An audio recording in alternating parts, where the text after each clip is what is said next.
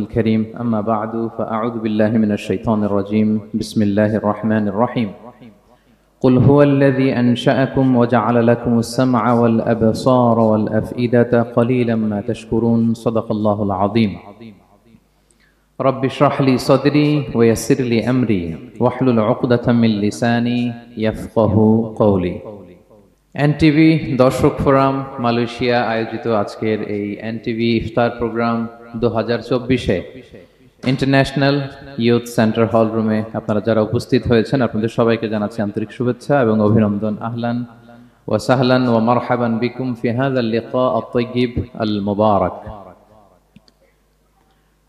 আমরা শুরুতেই আল্লাহ রাব্বুল ইজ্জাত জালালের দরবারে শুকরিয়া জ্ঞাপন করছি যে আল্লাহ তাআলা আমাদেরকে ইফতারির এই পূর্ব মুহূর্তে চমৎকার পরিবেশে কিছু দিনী কথা শুনবার সুযোগ করে দিয়েছেন। আমরা সবাই পড়ছি কালিমাতুশ শুকর আলহামদুলিল্লাহ। তো সম্মানিত শুধু আমি সূরা মুলকের 23 নম্বর আয়াত তেলাওয়াত করেছি। এই 23 নম্বর আয়াতে এই আয়াতে আল্লাহ তাআলা আমাদেরকে স্পেশাল 3টা ব্লেসিংস দিয়েছেন, 3টা নেয়ামত দিয়ে ধন্য করেছেন।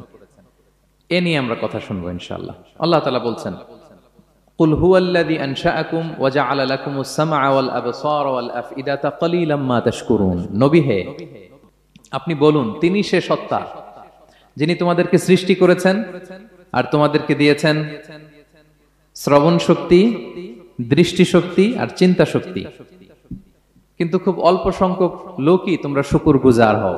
এই যে এত বড় নেয়ামত পেয়ে আমরা ধন্য, আমরা শুকরগুজার হই না। তাহলে 3টা ফ্যাকাল্টি বা 3টা ক্যাপাসিটি বা 3টা এবিলিটি যে আল্লাহ তাআলা আমাদেরকে বিশেষ নেয়ামত দিয়েছেন, সেই 3টা নেয়ামতের কথা আল্লাহ বলেছেন। এক হচ্ছে হিয়ারিং, 2 হচ্ছে ভিশন, 3 হচ্ছে intellect. I repeat, hearing, vision, intellect, অর্থাৎ শ্রবণ শক্তি, এরপর তিনি দিয়েছেন আমাদেরকে দৃষ্টি শক্তি আর দিয়েছেন চিন্তা শক্তি বা বিচার বুদ্ধি। তো এই 3টা নেয়ামতের মধ্যে থেকে সর্বশেষ যে নেয়ামতটা অর্থাৎ চিন্তা শক্তি বা বিচার বুদ্ধি, যে আল্লাহ তাআলা আমাদের মধ্যে বিবেক দিয়েছেন, বিচার বুদ্ধি দিয়েছেন, এই পয়েন্টটা নিয়ে আমি আজকে কিছু কথা আপনাদের সামনে উপস্থাপন করব ইনশাআল্লাহ বিইذনিল্লাহ। সম্মানিত সুধী, আমরা মানুষ, আমরা উই আর ইন্টেলেকচুয়াল বিং, আমরা হচ্ছে বুদ্ধিবৃত্তিক প্রাণী। অর্থাৎ আল্লাহ তাআলা আমাদেরকে ফ্রি উইল দিয়েছেন, আমাদেরকে ক্রিটিক্যালি থিঙ্কিং করার সুযোগ দিয়েছেন, বিচার বুদ্ধি বিবেক কমন সেন্সকে কাজে লাগানোর সুযোগ আল্লাহ তাআলা আমাদেরকে দিয়েছেন। এবং এজন্যই আল্লাহ তাআলা আমাদেরকে আশরাফুল মাখলুকাত বানিয়েছেন। আমাদের ফ্রি থিঙ্কিং করার সুযোগ আছে, আমাদের ইন্টেলেক্ট আছে, আমাদের ইন্টেলিজেন্স আছে, আমরা আমাদের সিদ্ধান্তগুলো নিজের মন মতো করে নিতে পারি। এজন্য আমরা হচ্ছে আশরাফুল মাখলুকাত। এজন্য আল্লাহ তাআলা ফেরেশতাদেরকে অর্ডার করেছেন যাতে তারা আমাদেরকে সেজদা দেয়। সুবহানাল্লাহ। এই সেজদাটা আবার ইবাদতের সেজদা ছিল না, এটা ছিল অনারারি সাজদা, সম্মানসূচক সাজদা। ইবাদতের সেজদায় লুটিয়ে পড়া যায় একজনের সামনে। আওয়াজ করে বলুন তো তিনি কে? তো ফেরেশতারা যে সেজদাটা আমাদেরকে দিয়েছিল এটা ছিল অনারারি সাজদা, সম্মানসূচক সাজদা। তো এই বিচার বুদ্ধি বিবেক বুদ্ধি এগুলোই আমাদেরকে পশু থেকে আলাদা করেছে। পশুর কিন্তু এই ইন্টেলেক্ট নাই, বিচার বুদ্ধির ক্ষমতাটা তাদের নাই। এজন্য পশু থেকে আমরা আলাদা। এবং চিন্তা আর বিবেককে খাটানোর জন্য আল্লাহ তাআলা মহামূল্যবান একটা অঙ্গ আল্লাহ তাআলা আমাদেরকে দিয়েছেন, সেটা হচ্ছে ব্রেইন, আমাদের মস্তিষ্ক। এটাকে কাজে লাগিয়ে, কমন সেন্স কাজে লাগিয়ে আমরা পৃথিবীতে সভ্যতার পর সভ্যতা নির্মাণ করেছি। পৃথিবীতে মানুষ ছাড়া অন্য কোনো প্রাণী কি এটা করতে পেরেছে? এটা মানুষ করেছে, কারণ আল্লাহ তাআলা মানুষকে এই চিন্তা শক্তি দিয়েছেন, বিচার বুদ্ধি দিয়েছেন এবং সফিস্টিকেটেড একটা ব্রেন দিয়েছেন। এটা কাজে লাগিয়ে আমরা অনেক বড় কাজ করে ফেলতে পারি।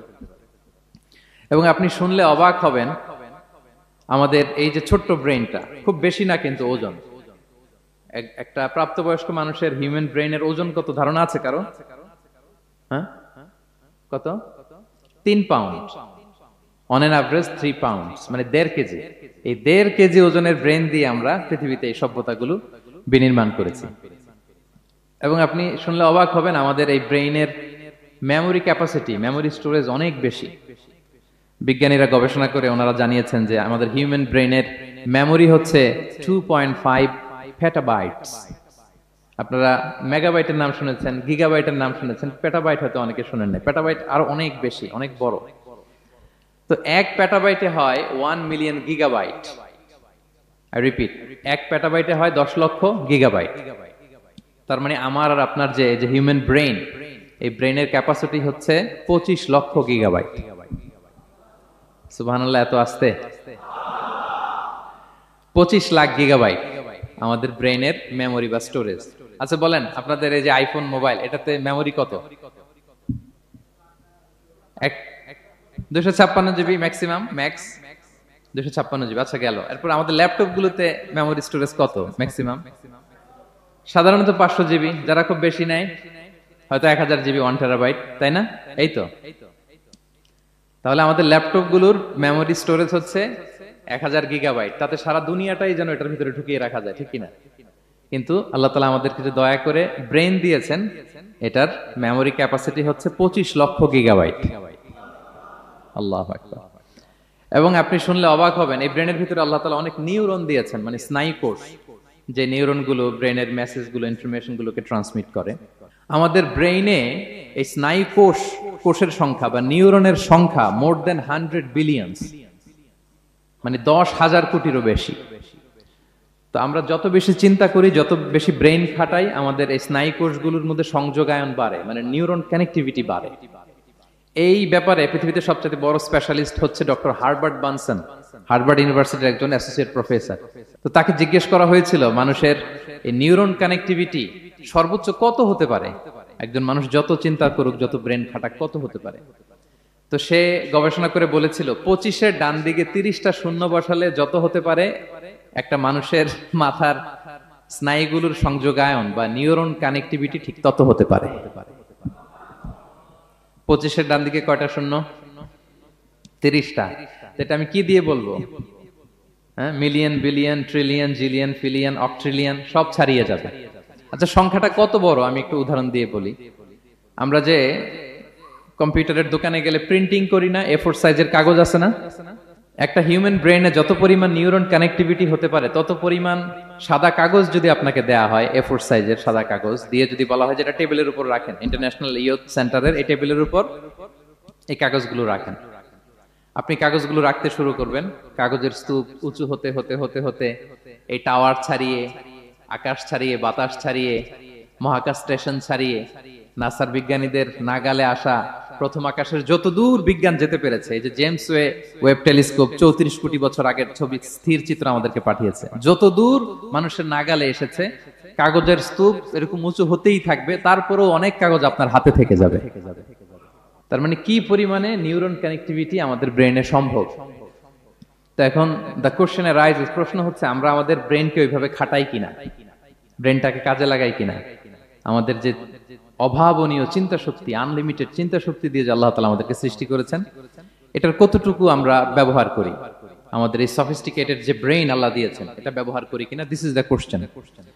তো সম্মানিত শুধু আল কোরআন আল কারিমের পরতে পরতে আল্লাহ তাআলা আমাদেরকে মাথা খাটাতে বলেছেন, আমাদের চিন্তার দিগন্তকে প্রসারিত করতে বলেছেন, কিন্তু আমরা মাথা খাটাতে চাই না।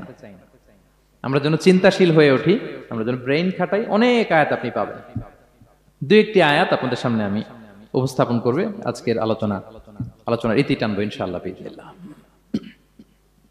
আমরা যেন মাথা খাটাই, আমরা যেন চিন্তা করি, এটা বোঝাতে যে আল্লাহ তাআলা বেসিক্যালি কোরআনে 4টা শব্দ ব্যবহার করেছেন।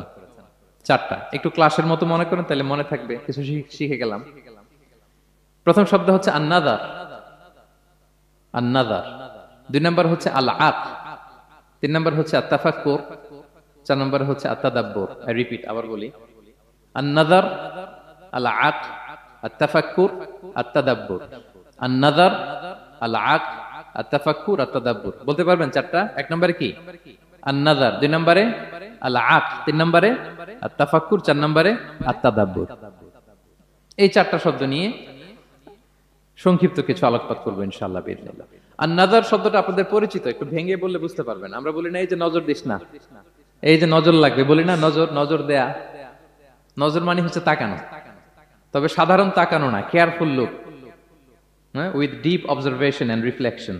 এটাকে কোরআন বলেছে আন-নাযার। এটার প্রতি কোরআন আমাদেরকে উৎসাহিত করেছে। পাশাপাশি 2 নাম্বার কি বলছিলাম নজরের পরে? হ্যাঁ, অ্যাটলিস্ট একজন তো বলতে হবে।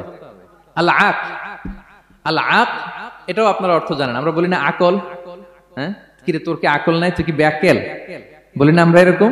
ব্যাকেল মানে যার আকল নেই। তো এই যে আকল, আকল থাকা বা আকল খাটানো বা কমন সেন্সকে খাটানো, রিজনিং করা, কোরআন এটার ব্যাপারে উৎসাহিত করেছে। 3 নম্বরে কি বলেছিলাম?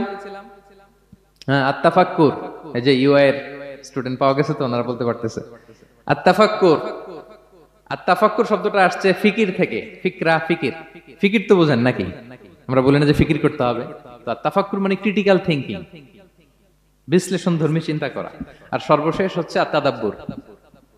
আর তাদাব্বুরটা কোরআনের সাথে জড়িত, কোরআনের পেছনের গল্পগুলো খুঁজে বের করা। আর তাদাব্বুর শব্দটা এসেছে আরবি শব্দ দুবুর থেকে। দুবুর, দুবুর মানে কি? পেছন।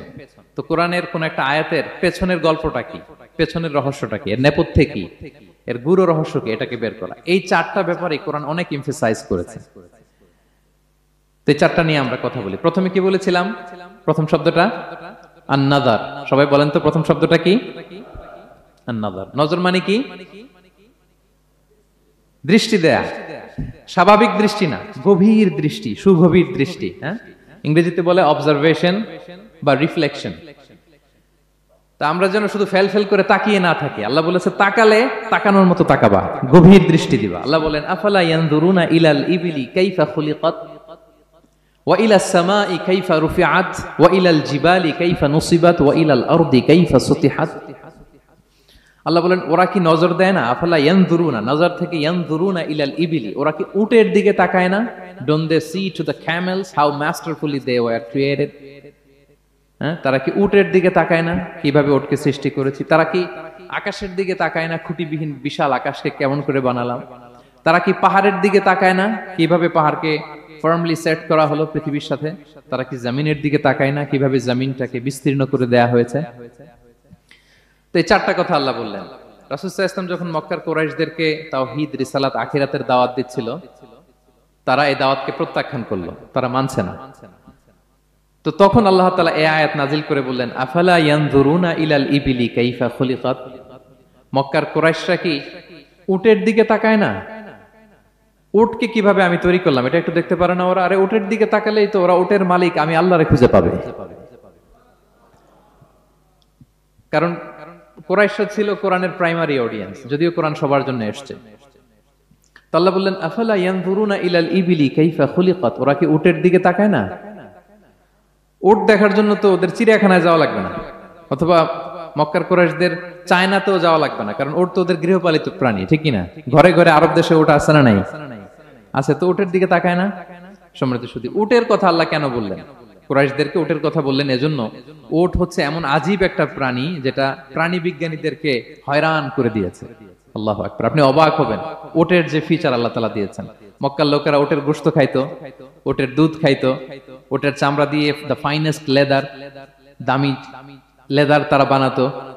উটের উপর মাল নিয়ে বোঝাই করে মরুভূমি এক প্রান্ত থেকে আরেক প্রান্তে পাড়ি দিত, নিজেরা উটের উপর রাইডিং করত। এবং উট হচ্ছে এমন প্রাণী যেটা একসাথে 1 মাস না খেয়ে বেঁচে থাকতে পারে। 1 মাস পানিও খাওয়া লাগবে না, খাবারও খাওয়া লাগবে না। সুবহানাল্লাহ পড়বেন না? এট এ টাইমে একটা উট, প্রাপ্তবয়স্ক একটা উট একসাথে 200 লিটার পানি খেয়ে ফেলতে পারে। এবং উটের পেটের ভিতরে একটা স্পেশাল ওয়াটার চেম্বার আছে, ওই চেম্বারে রেখে দেয়, খেয়ে ওইটারে পাঠায় দেয় না ওদের কিডনিতে। 200 লিটার পানি একবারে খেয়ে স্পেশাল চেম্বারে রেখে দেয়, যখন লাগবে ওইখান থেকে নিয়ে নিয়ে বেঁচে থাকে। 1 মাস না খেয়ে বেঁচে থাকে কি করে? উটের পিঠে দেখবেন একটা কুজ আছে, একটা উঁচু উটকে যদি কল্পনা করেন, উপরে একটা কুজ আছে না? এই পুরো কুজটা হচ্ছে চর্বির আধার।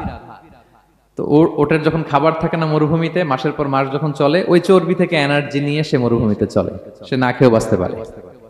আমাদের চোখের মধ্যে যেমনি একটা পাপড়ি, এরকম এক পাপড়ি দিয়ে উটকে আল্লাহ বানায় নাই, ডবল লেয়ারের পাপড়ি দিয়েছে। কারণ মরুভূমির মধ্যে চলতে পথে লু হাওয়া থাকবে, মরুভূমির সাইমুম, বালুর ঝড়, এই ঝড় মোকাবেলার জন্য, লু হাওয়া মোকাবেলার জন্য ডবল লেয়ারের চোখের পর্দা। একটা পর্দা ফেলে রাখে আর একটা খুলে সে হাঁটতে থাকে, তার কিছুই হয় না। সুবহানাল্লাহ। আমাদের 98 ডিগ্রি ফারেনহাইটের স্বাভাবিক তাপমাত্রা, তাই না? 99 ডিগ্রি হলে আমাদের জ্বর, 100 ডিগ্রি হলে জ্বর, 101, 2 সর্বোচ্চ আমরা সহ্য করতে পারি। এর বেশি যদি হয়, 103 ডিগ্রি হলে বেহুশ হয়ে যায় মানুষ। 4 ডিগ্রি হলে আমাদের দেহের ভেতরে যে কোষগুলো আছে এগুলো মরে যায়। কিন্তু একটা উট মরুভূমির তাপমাত্রায় প্রতিদিন 104 ডিগ্রি, 5 ডিগ্রি তাপমাত্রা সহ্য করে খুব স্বাভাবিক উট চলতে পারে, তার কিছুই হয় না। এবং মরুভূমির মধ্যে যে ক্যাকটাস আছে, গুলমলতা, বড় বড় কাঁটা জাতীয় গাছ, যেই কাঁটা পৃথিবীর কোনো প্রাণী খেতে পারবে না, কিন্তু একটা উট অনায়াসে খেয়ে ফেলতে পারে। উটের জিহ্বাকে এবং পাকস্থলীকে আল্লাহ এমন স্পেশালি মেড করেছেন, যত কাঁটা দিবেন খেয়ে সাবার ওর কিছুই হয় না। সুবহানাল্লাহি বিহামদিহি। আল্লাহ বলে, আফালা ইয়ানজুরুনা ইলাল ইবিলি কাইফা খুলিকাত, ওরা কি উটের দিকে তাকায় না? আরে উটকে নিয়ে গবেষণা করলেই তো উটের মালিককে খুঁজে পায় তারা। এরপর বললেন, ওয়া ইলাস সামাই কাইফা রুফিআত, ওরা কি আকাশের দিকে তাকায় না, কিভাবে খুঁটি ছাড়া আকাশকে আমি বানিয়েছি। আপনারা যখন বিমানে চড়েন তখন কি শুধু ভিডিও করতে থাকেন নাকি? মেঘের ভিডিও, আকাশের ভিডিও, তখন তাকাবেন আকাশের দিকে। সুবহানাল্লাহ, কিভাবে আল্লাহ আকাশকে তৈরি করেছেন। ওয়ালাকাদ যায়্যানা সামা আদ-দুনিয়া বিজিনাতিল কাওয়াকিব, আল্লাহ বলেন এই প্রথম আকাশটাকে আমি তারা দিয়ে সুশোভিত করেছি, বিশাল বিশাল তারা। এই যে আমরা সূর্য দেখি, এটা একটা তারা, পৃথিবীর চেয়ে 13 লক্ষ গুণ বড় এই সূর্য। কত গুণ বড় বলে ফেললাম হুট করে মুখ দিয়ে, কিন্তু কল্পনা করতে পারতেছি। তার মানে 13 লক্ষটা পৃথিবী সূর্যের মধ্যে রাখার জায়গা আছে। তাই বলে মনে করেন না যে সূর্য অনেক বড় সাইজের তারা। নো, সূর্য এই মহাশূন্যের খুব ছোট্ট সাইজের একটা তারা। সূর্যের চেয়ে লক্ষ কোটি গুণ তারা আছে। যে সূর্য পৃথিবীর চেয়ে 13 লক্ষ গুণ বড়, ওই সূর্যের চেয়ে কোটি গুণ বড় তারা আছে। এরকম লক্ষ কোটি কোটি তারা নিয়ে আমাদের গ্যালাক্সি মিল্কি ওয়ে, এরকম কোটি কোটি গ্যালাক্সি আছে। সুবহানাল্লাহ, কোটি কোটি গ্যালাক্সি নিয়ে আমাদের এই প্রথম আকাশের মহাশূন্য। তার মানে পুরো প্রথম আকাশটাকে যদি একটা মানচিত্র দেয়া হয়, ওইখানে মাইক্রোস্কোপ দিয়ে পৃথিবীকে খুঁজে পাওয়া যাবে না। আই রিপিট, পুরো প্রথম আকাশটাকে যদি একটা বড় মানচিত্র বানানো হয়, আমরা যে পৃথিবীতে আছি মাইক্রোস্কোপ দিয়েও এটাকে খুঁজে পাওয়া যাবে না। এই বিশাল প্রথম আকাশের মহাশূন্য যখন শেষ, এরপরে হচ্ছে প্রথম আকাশের লেয়ার, তারপরে হচ্ছে দ্বিতীয় আকাশের মহাশূন্য, তারপরে দ্বিতীয় আকাশের লেয়ার। বিষ্ণু ইসলাম বলেন, দ্বিতীয় আকাশের তুলনায় প্রথম আকাশটা কত ছোট শোনো। সাহারা মরুভূমির মধ্যে যদি তোমার হাতের আংটি ছুঁড়ে ফেলে দাও, পুরো মরুভূমির তুলনায় তোমার হাতের আংটি যত ছোট, আল্লাহর দ্বিতীয় আসমানের তুলনায় প্রথম আসমানটা ঠিক তত ছোট। আবার তৃতীয় আসমানের তুলনায় দ্বিতীয় আসমানটা ঠিক ওই রকম। আবার চতুর্থ আসমানের তুলনায় তৃতীয় আসমানটা ওই রকম। এইভাবে 7 আসমান, এরপরে আল্লাহর কুরসি, মাউদাউল কাদামাইন, যেখানে আল্লাহ তার কুদরতি পা রাখেন। তো 7 আসমানটা যত বড়, পুরো সাহারা মরুভূমির মধ্যে আংটি ফেলে দিলে মরুভূমির তুলনায় আংটি যত ছোট, আল্লাহর কুরসির তুলনায় পুরো 7 আসমানটা ঠিক তত ছোট। কল্পনা করা যায়? এজন্য আল্লাহ বলেছেন, আফালা ইয়ানজুরুনা ইলাল ইবিলি কাইফা খুলিকাত, একটু উট নিয়ে চিন্তা করতে পারো না? আকাশটা নিয়ে একটু ভাবতে পারো না?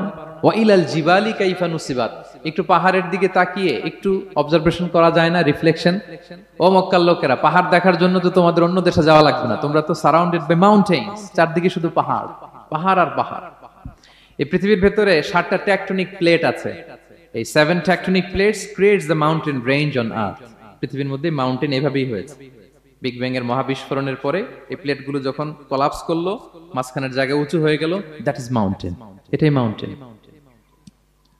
আমেরিকার আলাস্কা একটা জায়গা আছে, পৃথিবীর সবচেয়ে বড় মাউন্টেন রেঞ্জ। এটা লম্বায় প্রায় 2000 কিলোমিটার লম্বা একটা পাহাড়। ইউরোপের সবচেয়ে বড় পাহাড় হচ্ছে আল্পস পর্বতমালা, ওটা লম্বায় 1200 কিলোমিটার।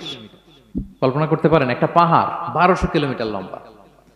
আর সবচেয়ে উঁচু যে পর্বত শৃঙ্গ মাউন্ট এভারেস্ট 29,035 ফিট। আর মিটার দিয়ে চিন্তা করলে 8,850 মিটার। আল্লাহ পাহাড়কে কোরআনে বলেছেন, পেরেকের সাথে তুলনা দিয়েছেন। আল্লাহ তাআলা বলেছেন, ওয়াজআলনাল জিবালা আওতাদা, আমি এই পাহাড়গুলোকে আল্পস পর্বতমালা, আলাস্কা পর্বতমালা, মাউন্ট এভারেস্ট, এগুলোকে পেরেকের মতো বানিয়েছি। কিসের মতো? আচ্ছা, যদি আমার কথা বুঝে থাকেন তাহলে উত্তর দেন। আমরা পেরেক যখন কাঠের মধ্যে ঠুকি, তখন পুরো পেরেকটা কাঠের ভিতরে ঢুকে যায় না? উপরে দেখা যায় কতটুকু? হাতুড়ি দিয়ে একটা পেরেক যখন আমি একটা কাঠের ভিতরে ঢুকাই দিলাম, ঠুকে দিলাম, এরপরে কি পুরা পেরেকটা দেখা যায়? আর কতটুকু দেখা যায়? সামান্য মাথাটা। তো পুরা পেরেক গেল কই? ভিতরে। তা আল্লাহ পাহাড়গুলোকে পেরেকের সাথে তুলনা করেছেন। তার মানে পাহাড় যতটুকু আপনি দেখেন এটা পাহাড়ের মাথা, এর পুরো অংশটা মাটির ভিতরে। 29,035 ফিট মাউন্ট এভারেস্ট যেটা, এটার কমপক্ষে 10 গুণ এটা মাটির ভিতরে আছে। আলাস্কা পর্বতমালা বাইরে যদ্দূর 10 গুণ ভিতরে, আলপস পর্বতমালা বাইরে যদ্দূর 10 গুণ ভিতরে, তুর পাহাড় বাইরে যদ্দূর 10 গুণ তার ভিতরে। আল্লাহু আকবার।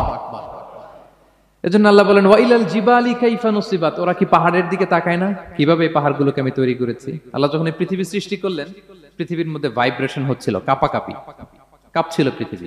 আল্লাহ পৃথিবীর কাঁপাকাঁপি বন্ধ করার জন্য এই পেরেকের মতো পাহাড়গুলোকে পৃথিবীতে ঠুকে দিলেন, কাঁপাকাঁপি বন্ধ হয়ে গেল। এই দৃশ্য দেখে ফেরেশতারা বলে ইয়া রাব হাল মিন খালকিকা আশাদ্দু আলাল জিবাল, আল্লাহ পাহাড়ের এত শক্তি, পৃথিবী কাঁপতেছিল, পাহাড় আপনি ঠুকে দিলেন, পৃথিবীর কাঁপাকাঁপি বন্ধ হয়ে গেল।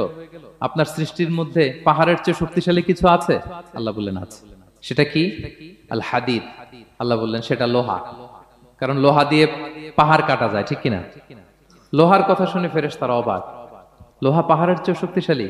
ফেরেশতারা প্রশ্ন করলো ইয়া রাব্বি হাল মিন খালকিকা আশাদ্দু মিনাল হাদিদ, তাহলে আপনার সৃষ্টির মধ্যে লোহার চেয়ে শক্তিশালী কিছু আছে? আল্লাহ বললেন আছে। কি সেটা? আন্নার, আগুন। কারণ আগুন লোহাকে কি করে?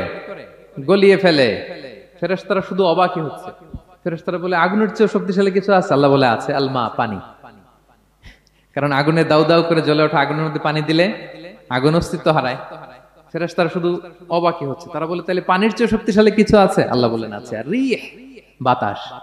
কারণ বাতাস পানিকে একদিক থেকে আরেক দিকে নিয়ে যায়। জলের মধ্যে বায়ুর উচ্ছ্বাস লাগলে জলোচ্ছ্বাস তৈরি হয়, ঠিক কি না?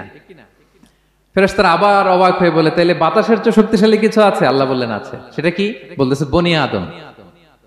ওই মানুষ শক্তিশালী যে গোপনে দান করে, এত গোপনে যে ডান হাত কি দান করলো, বাঁ হাত সেটা টের পায় না। পড়েন সুবহানাল্লাহ। এই লম্বা হাদিস বলার বা বোঝানোর মূল উদ্দেশ্য হচ্ছে আল্লাহ পাহাড়কে সৃষ্টি করেছেন। ওয়া ইলাল জিবালি কাইফা নুসিবাত, পাহাড়কে আল্লাহ তাআলা জমিনের মধ্যে এভাবে সেট করেছেন। আল্লাহ বলে ওরা কি একটু পাহাড়ের দিকে তাকায় না, আকাশের দিকে তাকায় না? ওরা কি একটা উটের দিকে তাকায় না? ওয়া ইলাল আরদি কাইফা সুতিহাত, ওরা কি জমিনের দিকে তাকায় না, জমিনকে কিভাবে আমি বিস্তৃত করেছি। আমরা তো কত চমৎকার মাটি দেখি, তাই না? বীজ রোপণ করে দিলে কি উর্বর জমি, হ্যাঁ, ঘাস লতাপাতা ফলমূল হয়। আসলে পুরো পৃথিবীটাই কি এরকম নরম? না, অনেক স্তর আছে। এই ভূপৃষ্ঠের নিচে আপনি পাবেন পাললিক শিলার স্তর, রূপান্তরিত শিলার স্তর, আগ্নেয়গিরির শিলার স্তর। তার মানে পৃথিবীর ভেতরে দাউ দাউ করে আগুন জ্বলছে, এবং আগ্নেয়গিরির জ্বালামুখ ভেঙে যখন এই অগ্নুৎপাতের লাভা বের হয় তখন বোঝা যায় পৃথিবীর ভেতরে কেমন আগুন পাওয়া যায়, ঠিক কিনা? তাহলে প্রথম শব্দটা আমি কি বলেছিলাম? আন-নাযার। মনে আছে তো না? প্রথম শব্দটা কি? আল্লাহ বলে তারা কি নজর করে দেখে না কিভাবে আকাশ বানালাম, উট সৃষ্টি করলাম, কিভাবে জমিন বানালাম, কিভাবে পাহাড় বানালাম। তাহলে এই যে নজর বা অবজারভেশন, রিফ্লেকশন, এটার প্রতি আল্লাহ তাআলা আমাদেরকে উৎসাহিত করেছে। প্রথম পয়েন্ট ক্লিয়ার। মোট পয়েন্ট আলোচনা করব 4টা। বলেন তো কয়টা? একটা ক্লিয়ার। 2 নাম্বার কি ছিল দেখি কার মনে আছে কিনা? আল আকল, রাইট, কমন সেন্স, রিজনিং। আমরা যেন আমাদের কমন সেন্স খাটাই, কোরআনের পরতে পরতে আল্লাহ তাআলা আমাদেরকে উৎসাহিত করেছেন। এবং ইন্টারেস্টিংলি জাহান্নামীরা যখন জাহান্নামে যাবে তারা কি বলবে জানেন? সূরা মুলকে এসেছে, তারা বলবে ওয়াকালু লাউ কুননা নাসমাউ আও নাআকিলু মা কুননা ফি আসহাবিস সাঈর।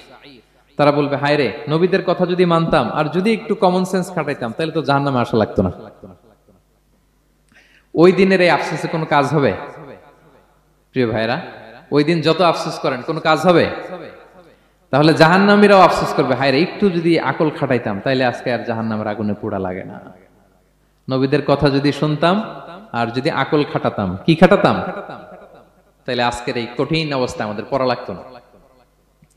কোরআনের বিভিন্ন আয়াত আল্লাহ তাআলা আমাদেরকে বলেছেন আফালা তাআকিলুন, তোমরা কি আকল খাটাবা না? এই যে দামি কমন সেন্স দিলাম, একটু বুদ্ধি কি খাটাবা না, আকল খাটাবা না তোমরা? এবং কোরআনের একটি আয়াতে আল্লাহ তাআলা বিভিন্ন কসমিক সিম্বলস, ন্যাচারাল ফেনোমেনা, এগুলো উল্লেখ করে সবশেষে তিনি বলেছেন লা আয়াতিন লিকৌমি ইয়াকিলুন, নিশ্চয়ই এগুলোর মধ্যে নিদর্শন রয়েছে, সাইন রয়েছে, কাদের জন্য? লিকৌমি ইয়াকিলুন, যারা আকলবান। যারা কমন সেন্স খাটায়। এই আয়াতে আল্লাহ কি কি বলেছেন, দীর্ঘ আলোচনা, আমি খুব সংক্ষেপে বলছি। আল্লাহ তাআলা বলছেন, ইন্না ফি খালকিস সামাওয়াতি ওয়াল আরদি ওয়া ইখতিলাফিল লাইলি ওয়ান নাহারি ওয়াল ফুলকিল্লাতি তাজরি ফিল বাহরি বিমা ইয়ানফাউন নাস وما أنزل الله من السماء من ماء فأحيا به الأرض بعد موتها وبث فيها من كل دابة وتصريف الرياح والسحاب المسخر بين السماء والأرض لآيات لقوم يعقلون। সবগুলো বলে আল্লাহ বললেন এগুলোর মধ্যে নিদর্শন আছে তাদের জন্য যারা কমন সেন্স খাটায়। কি বললেন আল্লাহ?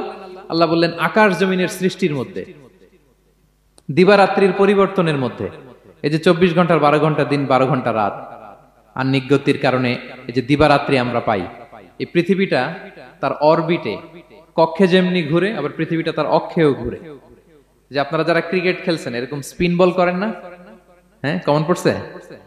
স্পিন বল করলে বলটা কিভাবে যায় বলেন তো? ঘুরতে ঘুরতে যায়। তো পৃথিবী যখন সূর্যের চারদিকে কক্ষে ঘুরে, ওই ঘোরার মুহূর্তে সে নিজে স্পিনিং হইতে থাকে, ঘুরতে থাকে। ওই স্পিন হইতে তার এক পিঠ থেকে আরেক পিঠে ঘুরতে তার 24 ঘন্টা সময় লেগে যায়। ওইটার কারণে দিবারাত্রি হয়। 12 ঘন্টায় আমরা দিন পাই, 12 ঘন্টায় আমরা রাত পাই। আল্লাহ বলেন এই দিবারাত্রির পরিবর্তনের মধ্যে নিদর্শন আছে। তারপরে সাগরে যে ভেসে বেড়ায় বড় বড় নৌযান, জলযান, আপনারা দেখেছেন কিনা জানি না, এই যে icon of the ocean, Titanic জাহাজের চেয়ে 10 গুণ বড় জাহাজ, আমি দেখে এসেছি পশ্চিমা দেশগুলোতে।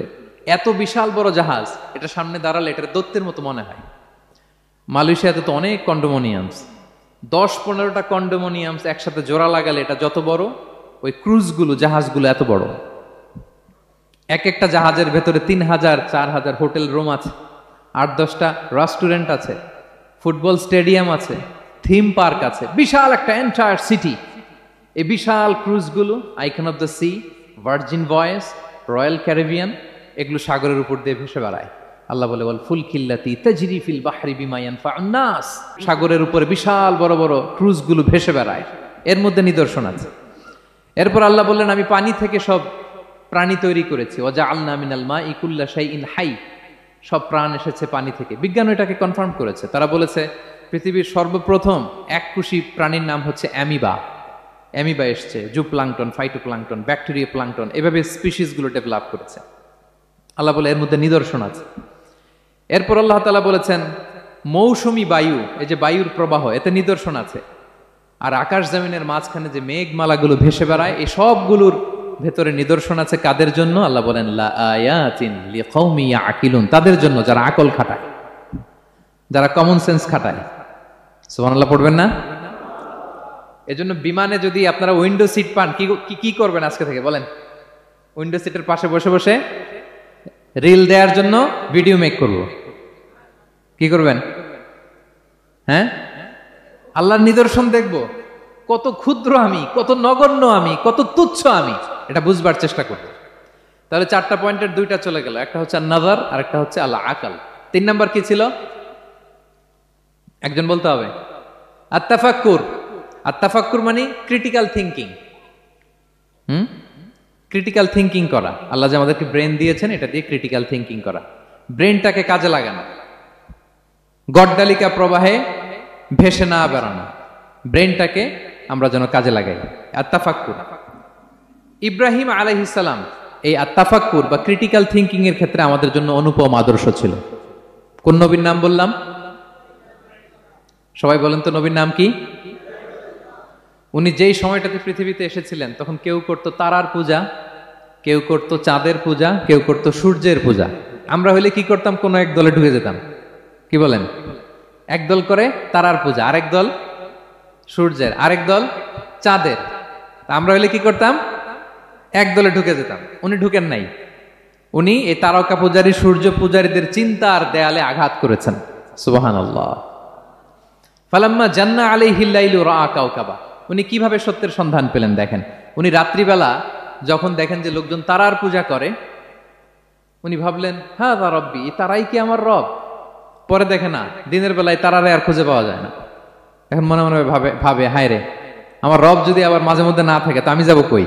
এক সময় উনি আসে, আরেক সময় নাই। এরকম খোদা দিয়ে আমাদের কোনো লাভ আছে?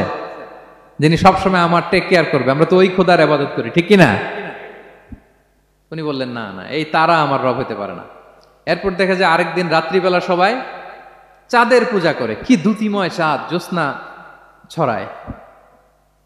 তো উনি ভাবলেন আহাদা রাব্বি, এটাই কি আমার রব? পরে দিনের বেলা যখন দেখে না, চাঁদ তো আর দেখা যায় না, চাঁদ তো আর নাই, ভ্যানিশ, ডিসঅ্যাপিয়ার। পরে বলে না, চাঁদ আমার রব হইতে পারে না। এবার দিনের বেলা দেখলেন দ্বিপ্রহরের জল জলে সূর্য খা খা রোদ বিলাচ্ছে গোটা বিশ্বে। দেখে যে সবাই এটার ফলোয়ার বেশি, সবাই সূর্যের পূজা করে। কিন্তু আবার গোধূলি লগ্নে সানসেটের টাইমে যখন সূর্যও ডুবে গেল, হায় হায়, উনি বিপদে পড়লেন, এবার আমি কই যাব, সূর্যও তো থাকে না। আল্লাহু আকবার। তখন তিনি ঘোষণা দিলেন, ইন্নী ওয়াজ্জাহতু ওয়াজহিয়া লিল্লাযী ফাতারাস সামাওয়াতি ওয়াল আরদা হানিফা ওয়া মা আনা মিনাল মুশরিকিন। হে তারকা পূজারী, হে চাঁদের পূজারী, হে সূর্য পূজারী, আমি তোমাদের কোনো দলের সাথে নাই, বরং আমি আমাকে ওই সত্তার দিকে মনোনিবেশ করলাম, আত্মসমর্পণ করলাম। ফাতারাস সামাওয়াতি ওয়াল আরদ, যিনি আকাশ সৃষ্টি করেছেন, জমিন সৃষ্টি করেছেন। হানিফা ওয়া মা আনা মিনাল মুশরিকিন, আমি শিরক করি না, আমি হানিফ হিসেবে সে আল্লাহর ইবাদত শুরু করে দিলাম। পড়েন আল্লাহু আকবার। তাইলে উনি স্রোতে গা ভাসান নাই, কোন এক দলে না ঢুকে উনি ওনার ক্রিটিক্যাল থিঙ্কিং, ওনার অ্যানালজি, ওনার বিবেককে উনি কাজে লাগিয়েছেন। তো সম্মানিত সুধী, এজন্য চিন্তা করা, এটাকে আরবিতে বলে আত-তাহান্নুস মিন বাকায়া আল ইব্রাহিমিয়া। এটা ইব্রাহিমী চিন্তার অবশিষ্টাংশ। সেদিন ইব্রাহিম আলাইহিস সালাম এভাবে চিন্তা করতেন, গবেষণা করতেন।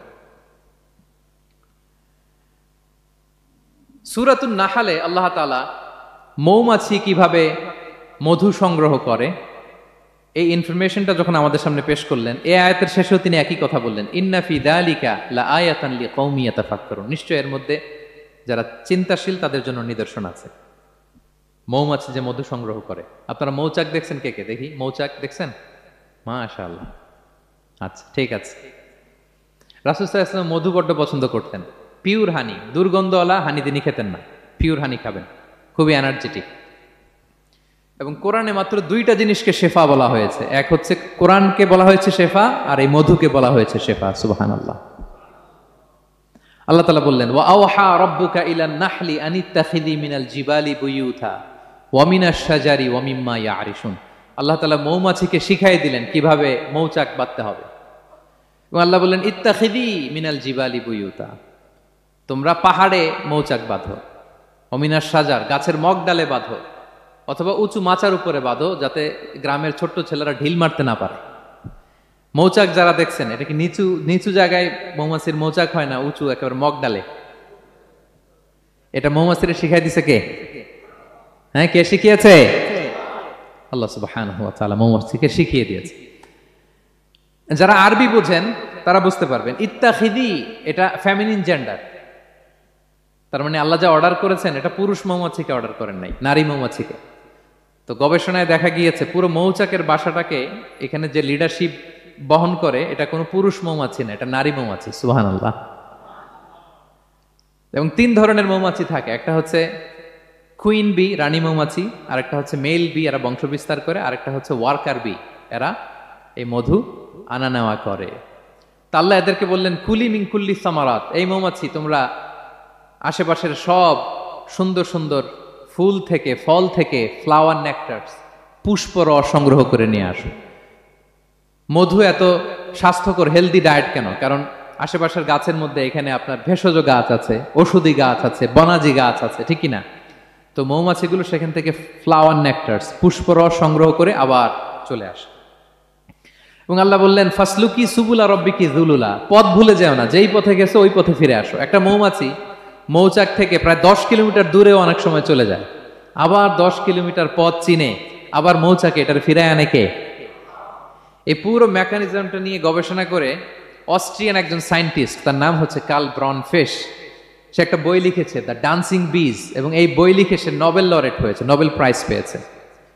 আমরা তো মধু পাইয়া হাতের তালুর মধ্যে নিয়ে জিহ্বা দিয়ে চাটি, আমাদের তো আর ব্রেন খাটানোর ওই সময় নাই। ওই কার্ল ব্রনফেশ সে এই মৌমাছি নিয়ে গবেষণা করে নোবেল প্রাইজ পেয়েছে, আর আমরা মাথা খাটাইতে পারলাম না। তো সে গবেষণা করে পেয়েছে, মানে কোরআনের আয়াত যা যা বলেছে সে তাই পেয়েছে। মৌমাছি ওখান থেকে ফুলের পুষ্পরস, ফ্লাওয়ার নেকটার্স এনেই কিন্তু মৌচাকে রাখে না, ওইটারে সে খেয়ে ফেলে। এবং সে গবেষণা করে পেয়েছে এক একটা মৌমাছির 2টা স্টোমাক, 2টা পাকস্থলী। একটা পাকস্থলীতে সে নিজের খাবার দাবার খায়, আর একটা পাকস্থলীতে এই পুষ্পরস, ফ্লাওয়ার নেকটার্স গুলা সে রাখে। সেখানে আল্লাহ তাআলা একটা স্পেশাল এনজাইম দিয়ে ওইটাকে প্রিজার্ভ করে, প্রত্যেকটা মৌমাছির নিচে একটা টিউব আছে, সে ওই টিউব দিয়ে নল দিয়ে মৌচাকে যে ওই মধুগুলো রেখে আসে। পড়েন সুবহানাল্লাহ। এবং এই মধুর ভেতরে আল্লাহ তাআলা ন্যাচারাল অ্যান্টিসেপটিক রেখেছেন, এটার নাম প্রপোলিস। দ্বিতীয় বিশ্বযুদ্ধে রাশিয়ান সোলজাররা তারা আহত হলে তারা অ্যান্টিসেপটিক কিনে লাগাতো না, তারা মধু লাগায় দিত, আর আহত সোলজার তারা মুহূর্তে সুস্থ হয়ে যেত। যাদের বাতের ব্যথা আছে, বাতের ব্যথা আছে না অনেক মুরব্বীদের, ওই বাতের ব্যথার মধ্যে যদি মৌমাছির হুল ফুটাই দিতে পারেন, একদিনের মধ্যে বাতের ব্যথা ভালো হয়ে যাবে। সাময়িক হয়তো ব্যথা পাবে, মৌমাছি যখন কামড় দেয় ব্যথা লাগে না, নাকি আরাম লাগে? কামড় খাইছেন মৌমাছির কখনো? হ্যাঁ। তো বাতের ব্যথার মধ্যে আপনি মৌমাছির হুল ফুটাই দিলে আর ব্যথা নাই। সুবহানাল্লাহি ওয়া বিহামদিহি। মুখতালিফুন আলওয়ানু, বিভিন্ন ধরনের ক্রিম হানি, হোয়াইট হানি, ইয়েলো হানি, ব্ল্যাক হানি, নানা ধরনের হানি আল্লাহ তাআলা এইভাবে প্রিজার্ভ করেছেন মৌমাছির মধ্য দিয়ে। আল্লাহ বলেন, এই যে এতগুলো মৌমাছি পুষ্প রস এনে মৌচাকের মধ্যে রসগুলো রাখে, মধু তৈরি হয়। আল্লাহ বলেন, ইন্না ফি যালিকা লাআয়াতান লিকওমি ইয়াতাফাক্কারুন, নিশ্চয় এর মধ্যে আল্লাহ তাআলা চিন্তাশীলদের জন্য নিদর্শন রেখেছেন।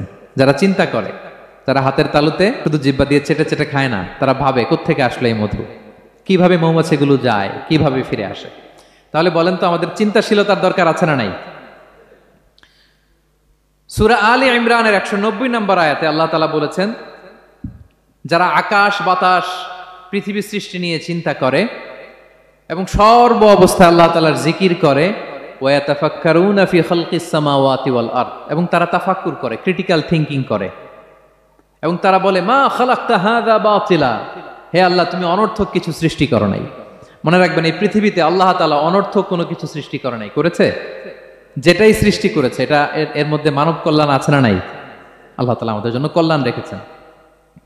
এবং এই আয়াত যখন নাজিল হল, বিষ্ণু ঈসা ইসলাম বললেন, ওয়াইলুন লিমান কারাআহা ওয়া লাম ইয়াতাফাক্কার ফিহা, ধ্বংস তাদের জন্য যারা এই আয়াত তেলাওয়াত করে কিন্তু এই আয়াত নিয়ে চিন্তা করে না, গবেষণা করে না। এবং কোরআনের বিভিন্ন আয়াতে আল্লাহ তাআলা বিশ্বনবীকে বলেছেন, নবী হে, আপনি আপনার উম্মতদেরকে নবীদের ঘটনা শোনান। কোরআনের 3 ভাগের 1 ভাগ হচ্ছে ঘটনা। পুরো কোরআনের 3 ভাগের 1 ভাগ কি? ঘটনা, স্টোরি টেলিং। কারণ গল্প মানুষের মনে দাগ কাটে। আল্লাহ তাআলা বলেছেন, ফাকুসুসিল কসাসা লাআল্লাহুম ইয়াতাফাক্কারুন, নবী হে, আপনি তাদেরকে কিচ্ছা শোনান, ঘটনা শোনান, নবীদের কাহিনী শোনান।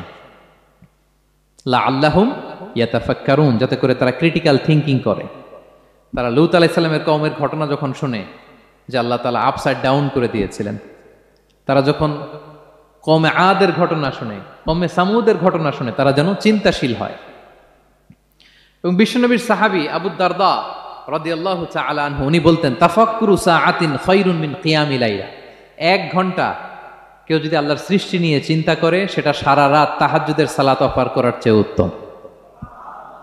আমরা অনেকে মনে করি শুধু তাসবিহ পড়াই ইবাদত, জিকির করাই ইবাদত, শুধু কোরআন তেলাওয়াতই মনে হয় ইবাদত, শুধু কিয়ামুল লাইল করাই ইবাদত। কিন্তু বিশ্বনবীর সাহাবী, যিনি ইসলাম আমাদের চেয়ে ঢের বেশি বুঝেছেন, তিনি বলেন, আল্লাহর এই সৃষ্টি শৈলী, এই সৃষ্টি নৈপুণ্য নিয়ে 1 ঘন্টা চিন্তা করা, ক্রিটিক্যাল থিংকিং করা, সারা রাত নফল তাহাজ্জুদের চেয়েও সেরা। এবার বলেন, আমাদের চিন্তা করার দরকার আছে না নাই? ব্রেনটা খাটাবেন তো? এই যে যারা কনভার্টেড মুসলিম হয়, এরা কিন্তু অনেক চিন্তা ফিকির করে, নিজের সাথে নিজে বোঝাপড়া করে, ক্রিটিক্যাল থিংকিং করে, তাদের অ্যানালজি কাজে লাগিয়ে, আল্লাহর দেয়া ব্রেনকে কাজে লাগিয়ে এরপরে শাহাদা পাঠ করে, এমনি এমনি না। এই যে কিছুদিন আগে আমেরিকান এক পপ স্টার কালেমা পড়ছে না? আপনি জানেন, একটা ধর্ম চেঞ্জ করা, একটা ফেইথ চেঞ্জ করা, এটা কত বড় সিদ্ধান্ত? হ্যাঁ, বাপদাদার ধর্ম, বয়স 30-40, এতদিন যে ধর্ম মানলাম, এটাকে চেঞ্জ করে নতুন ধর্মে কনভার্ট হয়, এটা কত বড় সিদ্ধান্ত? Could you imagine that? It's not a joke. নিজের সাথে নিজের অনেক বোঝাপড়া করতে হয়, তারা এই ক্রিটিক্যাল থিংকিং করে। এবং বিষ্ণু ঈসা ইসলাম, উনি নবী হওয়ার আগেও এই চিন্তার ইবাদত করতেন। তিনি হেরা গুহায় চলে যেতেন, কাবা থেকে 6 কিলোমিটার উত্তরে, 634 মিটার উঁচু, যা বলে নূরের উপরে একটা কেইভ আছে, গুহা, এটার নাম হচ্ছে গারে হেরা। ওখানে বসে বসে তিনি এই চিন্তা করতেন। তার মানে নবী হওয়ার আগে বিশ্বনবীর ইবাদত ছিল চিন্তার ইবাদত।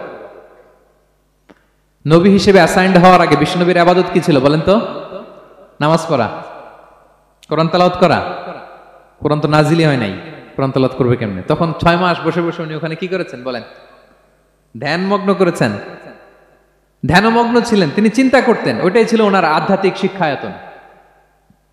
ওই নির্জন গুহার মধ্যে উনি যখন চিন্তায় মগ্ন ছিলেন, আল্লাহর সৃষ্টি শৈলী নিয়ে চিন্তা করতেন, ঠিক ওই মুহূর্তে, অন্তিম মুহূর্তে, ওই মাহেন্দ্রক্ষণে নাজিল হয়েছে ইকরা বিসমি রাব্বিকাল্লাযী খালাক, read in the name of your Lord who has created. পড়ো তোমার প্রভুর নামে যিনি তোমাকে সৃষ্টি করেছেন, শিক্ষা দিয়েছেন।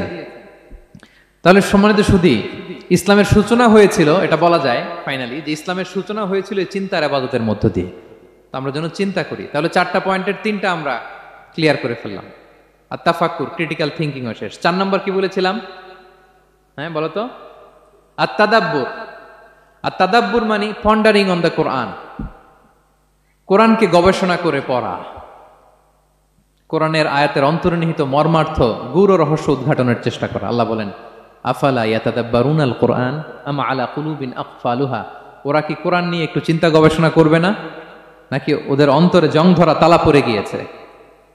তাহলে আমরা যে গড়গড় করে তেলাওয়াত করি, আল্লাহ শুধু এই তেলাওয়াত করতে বলেননি। হ্যাঁ, তেলাওয়াত করলে প্রতি অক্ষরে 10 নাকি ঠিক আছে, কিন্তু আল্লাহ বলেছেন ওরা কি কোরআন নিয়ে চিন্তা গবেষণা করবে না? আফালা ইয়াতাদাব্বারুনাল কোরআন, কোরআন তো এসেছে গোটা বিশ্বকে কাঁপিয়ে দিতে, হিস্ট্রিকে বদলে দিতে কোরআন এসেছে। মা আনজালনা আলাইকাল কোরআন লিতাশকা, নবী হে হতভাগা জাতি হিসেবে পৃথিবীতে থেকে যাবেন, এজন্য কোরআন পাঠাই নাই। এটা পৃথিবীর পুরো হিস্ট্রিকে চেঞ্জ করে দিবে। তাদাব্বুরুল কোরআন। আর তাদাব্বুর শব্দটা এসেছে দুবুর থেকে, দুবুর মানে পেছন। আল্লাহ বলেছেন প্রতিটা আয়াত পড়ার সময় এর পেছনের নেপথ্যের গল্পটা কি, এটাকে খুঁজে বের করো।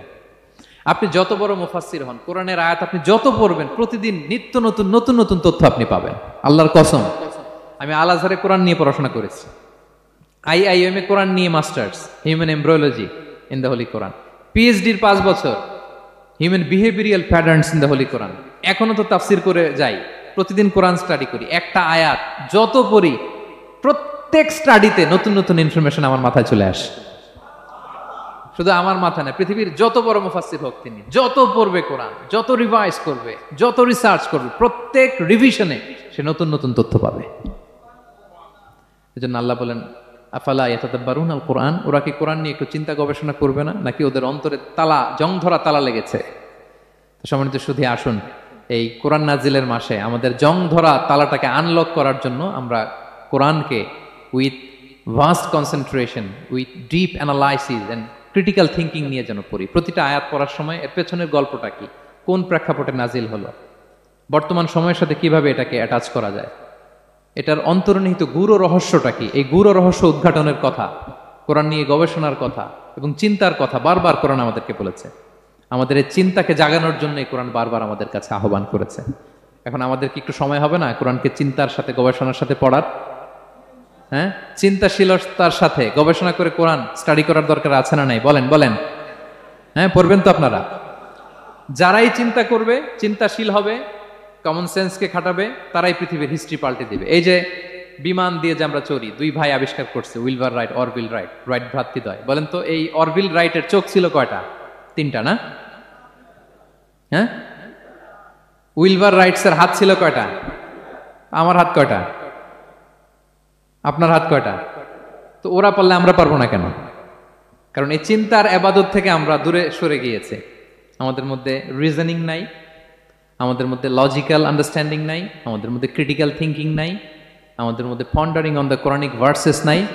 আল্লাহ তাআলা আমাদের যে বিবেক, চিন্তা শক্তি দিয়েছেন, এটাকে আমরা কাজে লাগাই না, এজন্য আমরা পিছিয়ে পড়েছি। সম্মানিত শুধু কোরআন বারবার আমাদের এই চিন্তা শক্তিকে জাগানোর জন্য আহ্বান করেছে।